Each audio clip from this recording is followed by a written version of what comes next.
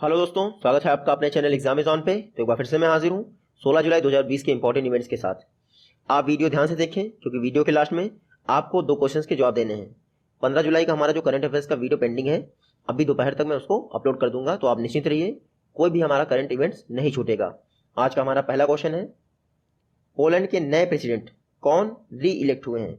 तो recently Poland में चुनाव हुए थे और दोबारा से पोलैंड के नए प्रेसिडेंट बन गए हैं एंडरजेस डूडा। आप यहाँ नाम देख सकते हैं, एंडरजेस डूडा, ये पिक है इनकी।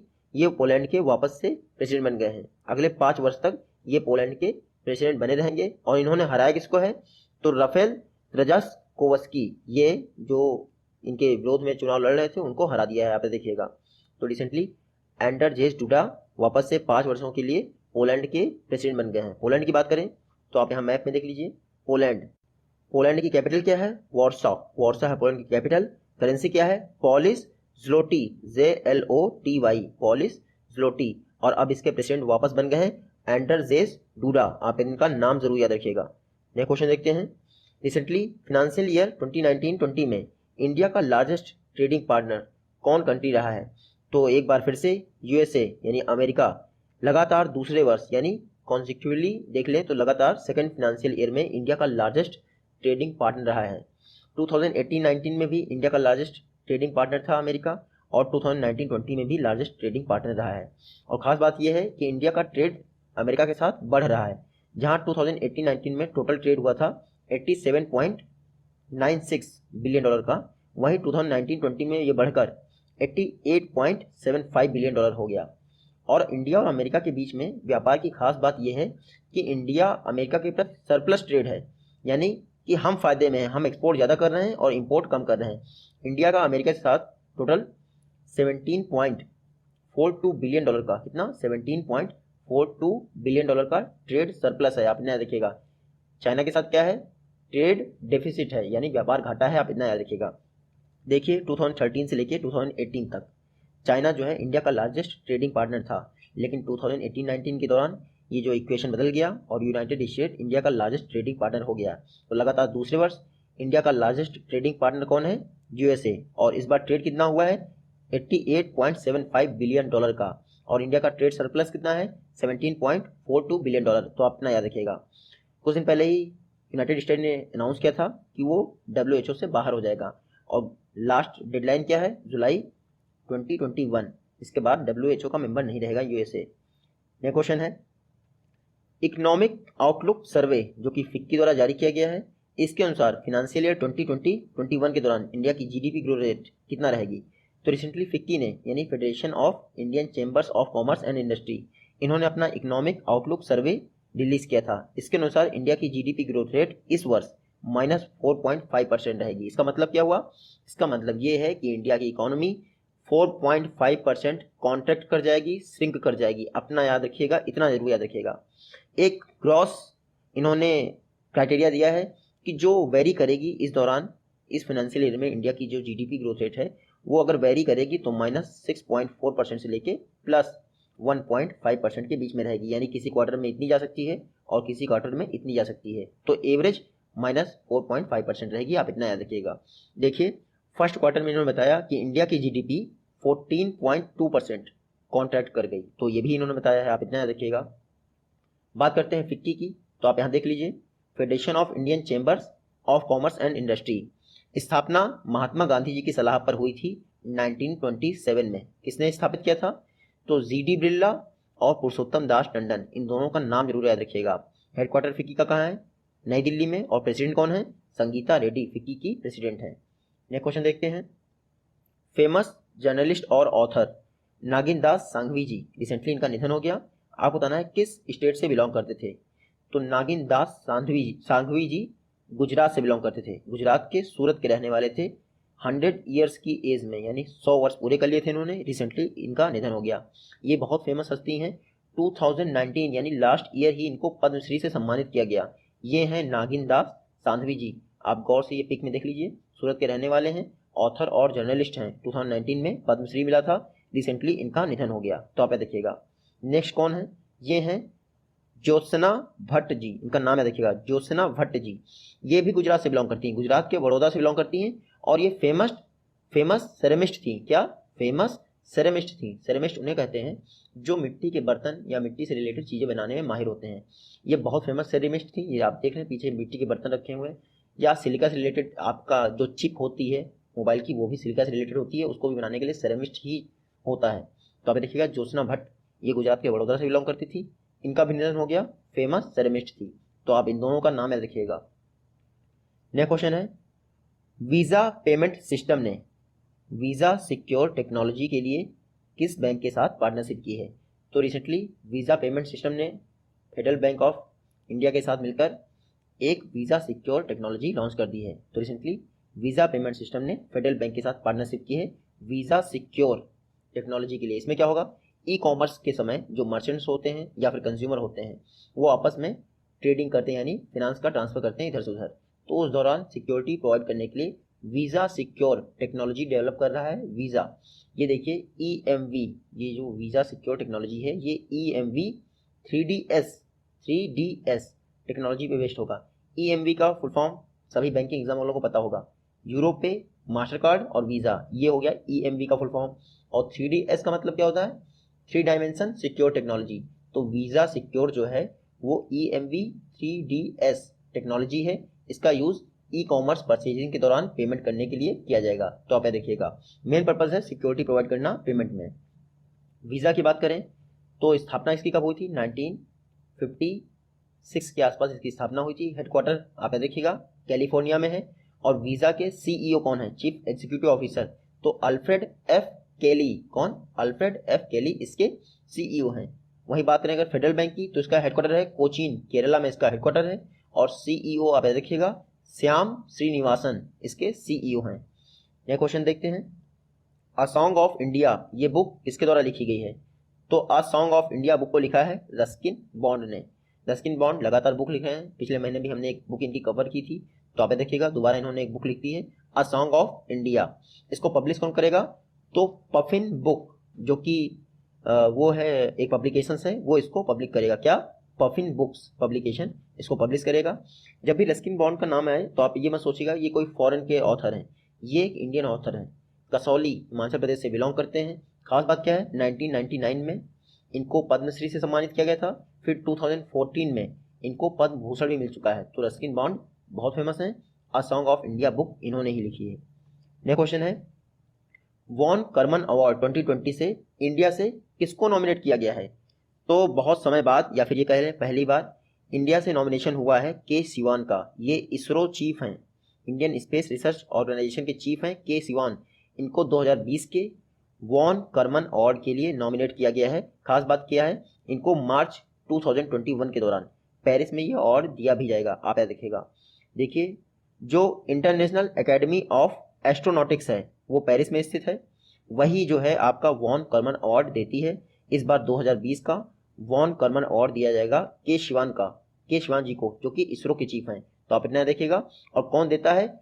इंटरनेशनल एकेडमी ऑफ एस्ट्रोनॉटिक्स, ये पेरिस में स्थित है। आप देखिएगा। देखिए 2019 में ये अवार्ड मिला था चार्ल्स इलायची को। कौन? चार्ल्स इलायची को, हमारी कंट्री के नहीं है, बस इतना याद रखिएगा। साइंस की फील्ड में बेहतरीन काम करने के लिए ये वॉन करमन अवार्ड दिया जाता है इंटरनेशनल एकेडमी ऑफ एस्ट्रोनॉटिक्स के द्वारा। तो आप इतना याद रखिएगा। ये के सिवान किसके चीफ हैं? इसरो के। इसरो की बात करें, कुछ दिन पहले ही ब्राजील का एक सैटेलाइट था अमेजोनिया 1, उस सैटेलाइट को इसरो ने लॉन्च किया था। इसरो का फुल फॉर्म क्या है? Indian Space Research Organisation. 15 अगस्त 1969 को इसकी स्थापना हुई थी। फाउंडर कौन थे? तो फाउंडर थे जो इंडिया के फादर ऑफ स्पेस हैं, विक्रम साराभाई, वो इसके फाउंडर थे। इसरो का हेडक्वार्टर कहाँ है? बेंगलुरु में इसरो का हेडक्वार्टर है। और एडमिनिस्ट्रेटर या फिर चीफ कौन है? तो ये हैं के सिवान जी। आप जरूर याद रखिएगा, वॉन करमन अवार्ड 2020 के शिवान। नेक्स्ट क्वेश्चन है, सीएम दर्पण पोर्टल और मोबाइल ऐप को एलीट एक्सीलेंस अवार्ड 2020 से सम्मानित किया जा रहा है। आपको बताना है किस स्टेट गवर्नमेंट द्वारा लॉन्च किया था। तो सीएम दर्पण पोर्टल और मोबाइल ऐप को छत्तीसगढ़ स्टेट गवर्नमेंट ने लॉन्च किया था। पर्पस क्या था? छत्तीसगढ़ स्टेट गवर्नमेंट की जितनी भी योजनाएं थी वो सारी इस सीएम दर्पण पोर्टल पर अवेलेबल थी। तो रिसेंटली इसको एलाइट्स एक्सीलेंस अवार्ड 2020 से सम्मानित किया गया है। देखिए ये जो अवार्ड है आपका एलाइट्स एक्सीलेंस अवार्ड, इसको डिजिटल इंडिया इनिशिएटिव के तहत जो जयपुर बेस्ड एक संस्था है एलाइट्स टेक्नो मीडिया फर्म, उसके द्वारा दिया जाता है। आप याद रखिएगा, मैंने अभी आपको बताया CM दर्पण पोर्टल छत्तीसगढ़ से बिलोंग करता है और छत्तीसगढ़ की सारी योजनाएं इसमें रजिस्टर्ड हैं। छत्तीसगढ़ की बात करें तो ये आप यहाँ मैप में देख सकते हैं। छत्तीसगढ़ चर्चा में क्यों है?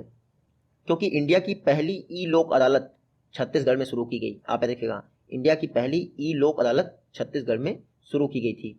उसके अलावा इन्होंने अपनी पुलिस को डिप्रेशन से बचाने के लिए स्पंदन प्रोग्राम भी लॉन्च किया था। तो आप इतना याद रखिएगा। छत्तीसगढ़ के CM कौन है? भूपेश बघेल यहाँ के CM है। अनुसुईया यूके यहाँ की गवर्नर है। अनुसुईया यूके, आप याद रखिएगा, अनुसुईया यूके छत्तीसगढ़ की गवर्नर है। छत्तीसगढ़ का एक वाटरफॉल बहुत फेमस है, चित्रकूट वाटरफॉल। ये इंद्रावती रिवर पर स्थित है। नेक्स्ट क्वेश्चन देखते हैं। किस स्टेट के चीफ मिनिस्टर को पॉल हैरिस फेलो रिकॉग्निशन से सम्मानित किया गया है, जो कि रोटरी फाउंडेशन द्वारा प्रदान किया जाता है? तो पॉल हैरिस फेलो रिकॉग्निशन ये एक तरह का सम्मान है जो कि तमिलनाडु के CM E.K. पलनीस्वामी को दिया गया है। तो रिसेंटली तमिलनाडु के चीफ मिनिस्टर के पलनीस्वामी, या पूरा नाम है इनका E.K. पलनीस्वामी, इनको पॉल हैरिस फेलो रिकॉग्निशन से सम्मानित किया गया है। इसको शिकागो स्थित एक संस्था है रोटरी फाउंडेशन, उसके द्वारा हर वर्ष प्रदान किया जाता है। तो पॉल हैरिस फेलो रिकॉग्निशन सम्मान हमारे तमिलनाडु के चीफ मिनिस्टर E.K. पलनीस्वामी को दिया गया है। देखिए, बात करते हैं तमिलनाडु की। इस समय चर्चा में क्यों है? क्योंकि कुछ दिन पहले ही मैंने आपको बताया था मार्केट बारोइंग में, जो ऑल ओवर इंडिया में मार्केट बारोइंग ली गई है डिफरेंट स्टेट द्वारा, उसमें तमिलनाडु टॉप पे है, ये मैंने आपको बताया था। उसके अलावा मरीन फिशरीज के प्रोडक्शन में भी तमिलनाडु टॉप पे है। ये 2 फैक्ट आप याद रखिएगा। तमिलनाडु की बात करें तो कुछ दिन पहले ही जो 10th क्लास है उसके स्टूडेंट के लिए एक टेलीविजन लर्निंग प्रोग्राम लॉन्च किया है, जो तमिलनाडु स्टेट के कालवी चैनल पर पब्लिश किया जाएगा। कौन से चैनल पर? कालवी चैनल पर। तो आप इतना याद रखिएगा। तमिलनाडु के CM आप जानिए कौन है? E.K. पलनीस्वामी। इन्हीं को पॉल हैरिस फेलो रिकॉग्निशन सम्मान से सम्मानित किया जा रहा है शिकागो बेस्ड संस्था रोटरी फाउंडेशन द्वारा। नेक्स्ट क्वेश्चन देखते हैं। रिसेंटली चाबहार रेल प्रोजेक्ट से इंडिया को किसने बाहर कर दिया है? तो चाबहार रेल प्रोजेक्ट, चाबहार कहाँ स्थित है? ईरान में। ईरान ने इंडिया को चाबहार रेल प्रोजेक्ट से बाहर कर दिया है, क्योंकि ईरान का कहना है कि इंडिया फंडिंग टाइम पे प्रोवाइड नहीं कर रहा था। मैप में आप देख लीजिए, ये है ईरान। चाबहार पोर्ट यहाँ पे है, बिल्कुल पाकिस्तान के पास। उसको इंडिया द्वारा डेवलप किया गया है। अब यहाँ पे एक रेलवे लाइन भी बननी थी, 628 किलोमीटर की रेलवे लाइन थी, जिसको इंडिया द्वारा डेवलप करना था। इंडिया ने कहा था फंडिंग देंगे, जिसके लिए 2016 में एग्रीमेंट भी हुआ था, लेकिन फंडिंग न देने के कारण अब चाइना ईरान को फंडिंग दे रहा है। अगले 25 वर्ष के लिए चाइना ने ईरान को दिए हैं $400 बिलियन। कितना? $400 बिलियन। ये अगले 25 वर्ष के लिए चाइना और ईरान के बीच में एक स्ट्रेटेजिक पार्टनरशिप है, जिसके तहत अगले 25 वर्ष ईरान चाइना को क्रूड ऑयल सप्लाई करेगा इस $400 बिलियन के बदले। और इसका नतीजा क्या हुआ है कि इंडिया को चाबहार रेल प्रोजेक्ट से बाहर कर दिया ईरान ने। तो इंडिया के लिए बड़ा सेटबैक है, आप इतना याद रखिएगा। ईरान की बात करें तो कुछ दिन पहले ही इजराइल ने अपने फाइटर जेट से ईरान का एक नतंज न्यूक्लियर फैसिलिटी है, यानी परमाणु घर, उसको तबाह कर दिया है। ऐसी उम्मीद थी कि यहाँ पे परमाणु बम बनाए जा रहे थे। कैपिटल क्या है ईरान की? तो तेहरान ईरान की कैपिटल है। ईरान की करेंसी आप देखिएगा, नई करेंसी लॉन्च की थी इन्होंने, तोमान, जो कि पुरानी करेंसी का 10,000 गुना थी। हालांकि विकीपीडिया पे अभी भी रियाल लिखा हुआ है। तो तोमान ईरान की नई करेंसी है। ईरान के प्रेसिडेंट कौन है? अशरफ गनी। हालांकि ईरान के सुप्रीम लीडर बहुत पूछे जाते हैं, क्या नाम है उनका? अली खामनेई। नेक्स्ट क्वेश्चन देखते हैं। किस कंट्री ने कॉज़हाउ 11 यानी KZ-11 रॉकेट लॉन्च किया है? तो कॉमर्शियल स्पेस टेक्नोलॉजी को बढ़ावा देने के लिए या स्पेस बिजनेस को बढ़ावा देने के लिए रिसेंटली चाइना ने एक कॉज़हाउ 11 यानी KZ-11 रॉकेट लॉन्च किया है। इस रॉकेट की खास बात क्या है? जो ये लो अर्थ ऑर्बिट होती है, लगभग 300 किलोमीटर के ऊपर होती है ये, यहाँ पर 70.5 के आसपास यानी 70 टन का सैटेलाइट भी ये ले जा सकता है, जो आपका कॉज़हाउ रॉकेट है वो। तो आप देखिएगा, चाइना ने लॉन्च कर दिया है कॉज़हाउ 11 रॉकेट, इसको KZ-11 रॉकेट भी कहते हैं, आप याद रखिएगा। उसके अलावा रिसेंटली चाइना ने अनाउंस किया है, चीन ने अनाउंस किया है कि ऐसी कोई भी वेबसाइट जिसपे एडल्ट कंटेंट होगा, यानी 18 वर्ष या उससे ऊपर के लिए कंटेंट होता है, उन वेबसाइट को जो है देखा जाएगा और ज़रूरत पड़ेगी तो अगर ब्लॉक कर दिया जाएगा। तो आप देखिएगा, जो एडल्ट कंटेंट प्रोवाइड करने वाली वेबसाइट है उनको ब्लॉक करने की घोषणा की है चाइना ने। तो आप इतना जरूर रखिएगा, चाइना का जो साइबर स्पेस एडमिनिस्ट्रेशन है वो इनको ब्लॉक कर देगा और इसके लिए 2 महीने का कैंपेन भी चलाया है। तो चाइना के साइबर स्पेस एडमिनिस्ट्रेशन ने एडल्ट कंटेंट वाली वेबसाइट को ब्लॉक और रिव्यू करने के लिए 2 महीने का कैंपेन चलाया है। आप इतना जरूर याद रखिएगा। कुछ दिन पहले मैंने आपको बताया था एपी स्टार 6D सैटेलाइट, ये किसके द्वारा लॉन्च किया गया था? तो ये भी चाइना द्वारा लॉन्च किया गया था। ये एक टेली कम्युनिकेशन सैटेलाइट है। ये मैंने आपको पढ़ाया था। इसको लॉन्ग मार्च 3B रॉकेट से लॉन्च किया गया था। चाइना के प्रेसिडेंट कौन है? तो सी जिनपिंग चाइना के प्रेसिडेंट हैं। चाइना की करेंसी रेनमिनबी है। आप इतना याद रखिएगा और कैपिटल एग्जाम में नहीं पूछेंगे, लेकिन आप याद रखिए बीजिंग कैपिटल है इसकी। नेक्स्ट क्वेश्चन है, इंडिया रावेन अनमैन्ड एयर व्हीकल को एक्वायर करने जा रहा है। आपको बताना है रावेन अनमैन्ड एयर व्हीकल, जिसको आप ड्रोन के नाम से जानते हैं, उसको किस कंट्री द्वारा बनाया जाता है? तो रावेन अनमैन्ड एयर व्हीकल है यूएसए का, यानी अमेरिका का। जिन्होंने एक्स मैन मूवी देखी होगी उनको पता होगा, रावेन करके एक कैरेक्टर था एक्स मैन मूवी में। देखिए ये है रावेन, आप यहाँ फिगर में देख लीजिए, ये है रावेन। उरी मूवी देखिए आप लोगों ने, उरी मूवी, उसमें गरुड़ करके एक ड्रोन था, गरुड़, सेम वैसा ही है रावेन। हाथ से आप फेंक दीजिए, ये उड़ने लगेगा। देखिए यूएसए ने ये रावेन ड्रोन बनाया था। यूएसए की एक कंपनी है एरोवायरनमेंट, कौन? एरोवायरनमेंट, ये कैलिफोर्निया में स्थित है और इसी के द्वारा ये रावेन ड्रोन बनाया गया है।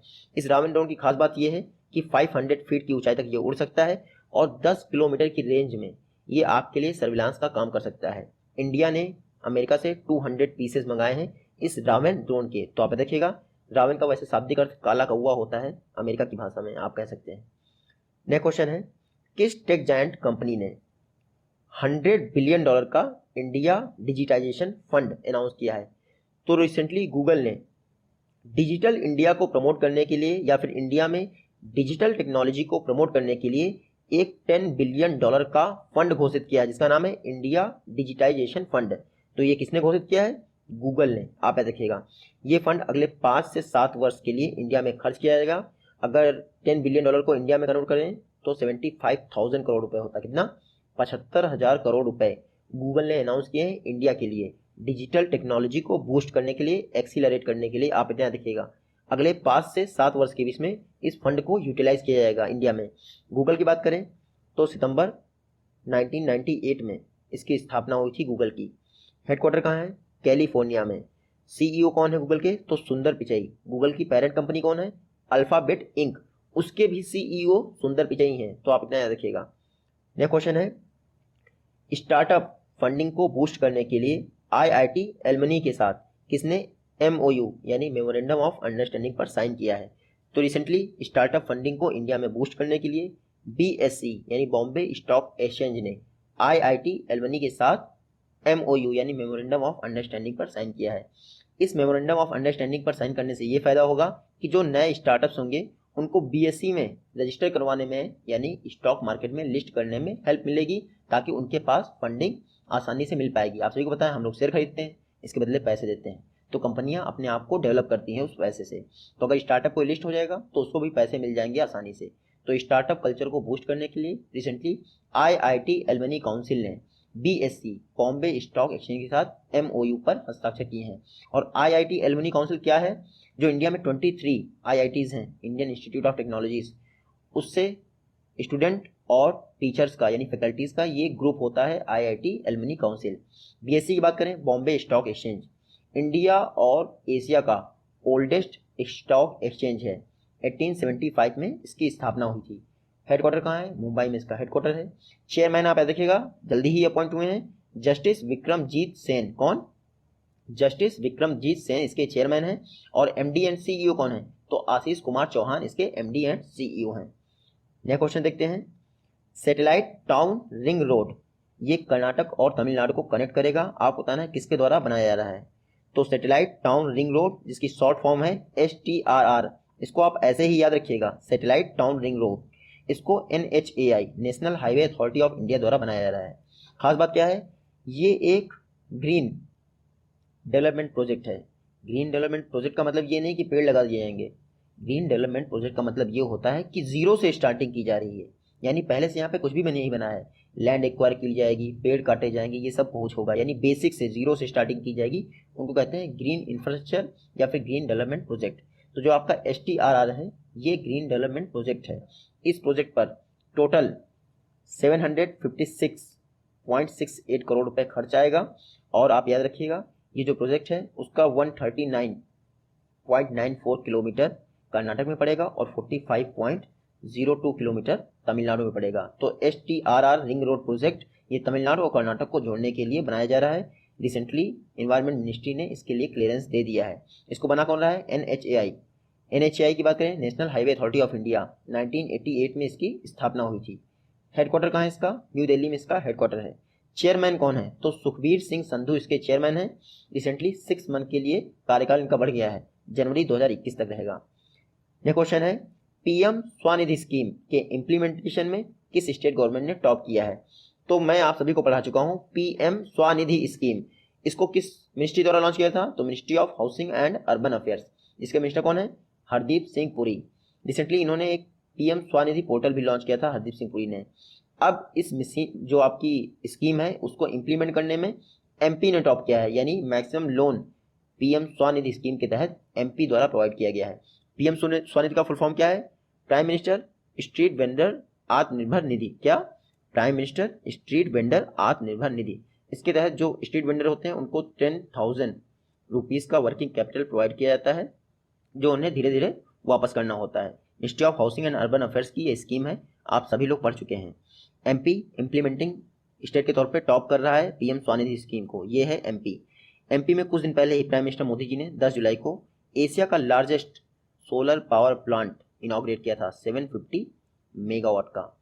उसके अलावा MP गवर्नमेंट ने मास्क वियरिंग को प्रमोट करने के लिए रोको टोको कैंपेन लॉन्च किया था। कौन सा? रोको टोको कैंपेन। तो आप इतना रखिएगा, ये प्रीवियस 2 फैक्ट हो गए MP के, बस इतना काफ़ी होता है। MP के CM कौन है? शिवराज सिंह चौहान। इस समय गवर्नर कौन है? तो इस समय आनंदीबेन पटेल हैं, क्योंकि इसके जो वास्तविक गवर्नर हैं लालजी टंडन, वो इस समय एडमिट हैं और लीव पे हैं। MP के कुछ नेशनल पार्क बहुत फेमस हैं, जैसे Nauradehi wild life sanctuary, Kuno Palpur national park, उसके अलावा पन्ना टाइगर रिजर्व, पेंच नेशनल पार्क, ये बहुत फेमस हैं, आप देखिएगा। नेक्स्ट क्वेश्चन है, इंडिया का one and only golden tiger observe किया गया है किस भारतीय राज्य में? तो रिसेंटली इंडिया का एकमात्र गोल्डन टाइगर असम में देखा गया है। आप देखिएगा, इंडिया का एकमात्र गोल्डन टाइगर असम में देखा गया, और असम में कहाँ? काजीरंगा नेशनल पार्क में, जो कि एक सींग वाले गेंडे के लिए फेमस है। वहीं पर इंडिया का एकमात्र गोल्डन टाइगर देखा गया है। देखिए, जो काजीरंगा नेशनल पार्क है वो बिग 4 के लिए फेमस है। बिग 4 क्या है? ये जो बुफेलो होता है, उसके बाद एलिफेंट होता है, फिर टाइगर होता है, और उसके बाद क्या है? उसके बाद एक सींग वाला गेंडा। ये हो गए आपके बिग 4। तो असम का काजीरंगा नेशनल पार्क बिग 4 के लिए फेमस है। वहीं पर ये आपका इंडिया का एकमात्र गोल्डन टाइगर देखा गया है।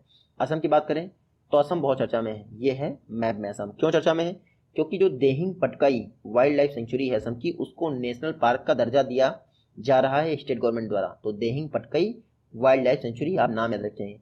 उसके अलावा इंडिया का सेकंड प्लाज्मा बैंक कहाँ स्थापित किया गया है? तो असम के गुवाहाटी में इंडिया का सेकंड प्लाज्मा बैंक स्थापित किया गया है। फर्स्ट कहाँ? दिल्ली में। आप देखिएगा। असम के CM कौन है? सर्बानंद सोनोवाल। असम के गवर्नर कौन है? जगदीश मुखी। और जब भी असम का नाम आए तो आप देखिएगा, इंडिया का और वर्ल्ड का लार्जेस्ट रिवरिन आइलैंड यानी नदी द्वीप असम में है। उसका नाम क्या है? माजुली द्वीप। और ये कहाँ है? तो ब्रह्मपुत्र नदी के पास है। तो आप यह देखिएगा। नेक्स्ट क्वेश्चन है, इंडिया के इन्वॉय यानी प्रतिनिधि ताइवान में कौन अपॉइंट हुए हैं?